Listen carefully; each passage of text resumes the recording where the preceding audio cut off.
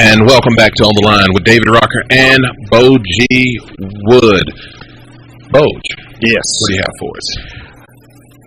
Justin Kraft, who is the ex-football letterman at UAB. Okay. And, of course, mentioned Justin yesterday in the interview with Coach Clark. And we decided we would get Justin on because he knows more about the fundraising efforts because he initiated these things. And, Justin, are you with us? Hey, guys. How you doing today? We are well. Glad to have you on the show. Good to be here. Thanks. Well, Justin, we know from we talked with Coach Clark yesterday about all of the meeting where the team was disbanded, and then, of course, all the struggles of getting the program reinstated. You were at the forefront of that, and there was a certain amount of money that you were told by the administration, hey, you can have football, but you have to raise this amount. And basically, you spearheaded a group that went out and raised this money. Boy, I tell you, it was an honor to be able to speak. You know, for a lot of people that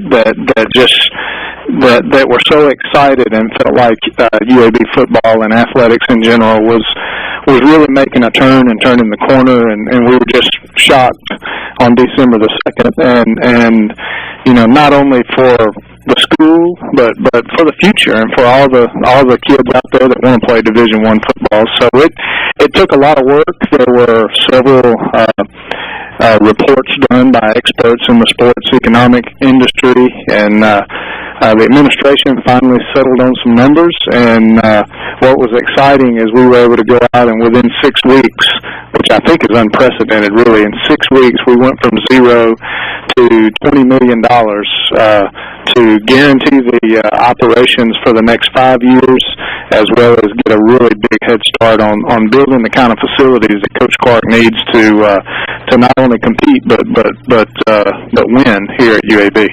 Right, and Justin, as former coaches, Rock and I know, and former college athletes, we know how important facilities are, yes, more so in this day and age than any other time, because the first thing that kid wants to see when he comes onto campus is, where am I going to be going to meetings? Where am I going to be lifting weights? Where am I going to be having my locker? Those are the type things they want to see right from the get-go before they even talk about stadiums or anything else. Right. Yeah. Well, it shows a commitment. And you know, I played at UAB, and I had the honor of being in the first, at that time, Division I class. You know, we went down to Auburn and started the season in 1996, and you know, played some really good teams during my time that I was there. And you know, the facilities we had, we were told, are temporary. We knew we weren't going to be in the new facilities, but we were told these are temporary facilities, and when you graduate, you're going to be an alumnus, a letterman, and you're going to come back and see these state-of-the-art quality facilities, and you're going to be a part of building that tradition. Well, you know, here we are. It was 2014, and Coach Clark had the same facilities that we had, honestly, in 1995. So it's past time for a commitment. Right, and just for people who don't know, and no slight against what you had to work with at UAB, but at that time, Jacksonville State Division II facility, or the Division II program, had better facilities than UAB. North Alabama, a Division II program, had better facilities than UAB. And you're sitting here playing Auburn. Now, were you part of the team that went to LSU and got that win, or had you just graduated? No, that came after me. But a lot of guys I played with were on that team, and you know, things were really, it's been a long time ago, but things were really progressing. Obviously, that year we went 7-4, had that victory over LSU, you know, down in Baton Rouge. A couple of years later, we have 2 first-round draft picks and go to a bowl game, our first bowl game ever, and you know, the excitement was building, attendance was growing, and at that point, you know, there were some things that took place. There was what's called around UAB Black Friday, where there was some financial criteria placed on the football department to cut $1 million from the budget. and it came out publicly, and recruiting began to wane, and we went into a period of about 9 years where frankly, guys, y'all know the product on the field just wasn't as exciting as it had been as we were building it. Well, and we talked yesterday, 6 wins last year, when you had 8 in the previous 3 combined. Yeah. So obviously, Coach Clark had come in there and had taken really a have-not and getting it back to the have level. And to be bowl eligible the first year was unbelievable. Your critics, Justin, and when I say your critics, I'm talking about of the UAB football program. They always say, well, if you could raise this money, why didn't you do it before? But they failed to realize or recognize the limitations that were placed on any type of fundraising for UAB athletics, especially football. Well, I think you bring up a good point, and just so much credit to Coach Bill Clark. We're so excited that he's a part of this family. We're so excited that he's our head football coach. And, you know, he did more with less. I've said this on many occasions than anybody in the country. I mean, you guys have been around football, and you realize, where we were with facilities and just what he did with those kids and getting the most out of that team. And I credit him and I credit that football team and those players for really opening the eyes of the alumni and the business community as to what UAB could be. And it was exciting. It was fun to watch. You know, guys, we increased our attendance 130% in 1 year. That was tops in football. And as far as overall people, it was only second to Texas A&M in the country. And that was in our first year. And so the excitement was there, and that's why this community rallied and came together. We had not had that vision before, and Coach Clark came in here and painted a vision that the entire city and the university got behind, and that's why we're where we are today. That's why we were able to raise that $20 million. Okay, and raising that $20 million. Yeah. I mean, okay, the community's on board. Obviously, the coaches are excited, but has the university fully embraced?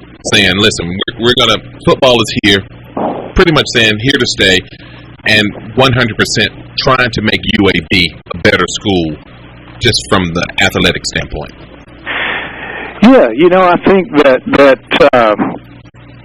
I think that was a hard decision to come to. I think that there were some thoughts and expectations by our administration that turned out not to be the case as far as our conference affiliation without football and things of that nature. And I think it's just exciting and really unprecedented that the community is the reason that this program is back and has a chance to really grow and move forward like we all expect it to over the next couple of years. And the university and the administration, I think, is excited about the support. I think they've said on multiple occasions, we weren't sure this level of support was there because they felt like it wasn't there in the past. And you guys know, as being around football and former coaches, I mean, you know how important vision is, and that's what Bill Clark brought to the table. He brought a vision of building a winner on the South Side, and people love to win in this state, and they can get behind that. And winning costs. Winning, it comes with the price tag, and I think a lot of people don't realize that. People want to win, and you can't win with $10. I mean, it takes an investment in a lot of different things, in the facilities, in the stadium. The kids being able to know that they're going to be taken care of. I mean, we kind of saw a situation like that happened in a totally different conference with Grambling, but the kids being able to feel like we're embraced by the school, by the administration, and we're just physically taken care of, being fed, which I know people are saying, is that important? But to a kid in college, making sure I get a good meal is very important. Yeah. Well, you said it best. I mean, you do have to invest, just like in the business world. You invest, and the purpose of an investment is to get a return on that investment. And I learned more about sports economics in the last 6 months than I think I ever dreamed I would want or need to know. But what's amazing is successful athletic programs, specifically football and basketball, are the number one drivers to undergraduate growth. And And we looked at some statistics that actually came from the University of Alabama's Business School.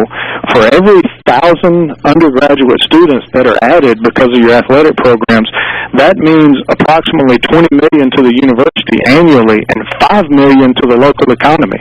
And when you add those numbers in to where Birmingham is and the growth taking place in this city, you know, that it's important. I mean, so making an investment in a locker room is not a big investment when you get that kind of return on it. Right. That's true, because you think about a student at UAB, they're going to have the nightlife of Southside. They're going to spend money there. They're going down to the Lakeview District, to the restaurants there. They're going to spend money there. Again, this is totally separate from them being in school at UAB. This is an economic benefit for the city of Birmingham. And I think the business community really saw that picture and got behind that. UAB is at the center of economic growth for the city of Birmingham. It's the largest employer in Birmingham. It has a $5 billion economic impact. And when we're talking about that kind of an asset, why would we do anything to minimize that? What we want to do is invest in it and grow it, and that's what football does. Right. Well, Justin, we appreciate you taking time out of your day to be with us. And I've talked to a lot of people about this, and almost to a person, they say without you, this would not have happened. So kudos to you for spearheading this and getting it done. And we hope that you'll come back and join us sometime. We'd love to. Thanks, guys. All right. Justin Kraft, Birmingham business leader, former UAB letterman. We'll be back on the line after this break.